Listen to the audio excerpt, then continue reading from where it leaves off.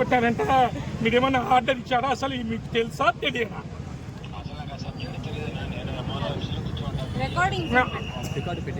తెలియనప్పుడు ఆమె అంటే ఏది అడ్డం ఉంటే అది ఎమ్మెల్యే కొట్టుకుంటా పోతారా సార్? దానికి అధికారులు ఊరుకని అంటారా?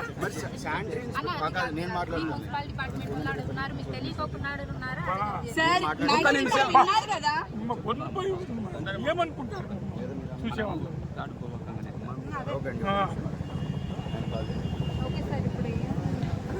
కమిషన్ చేస్తాను.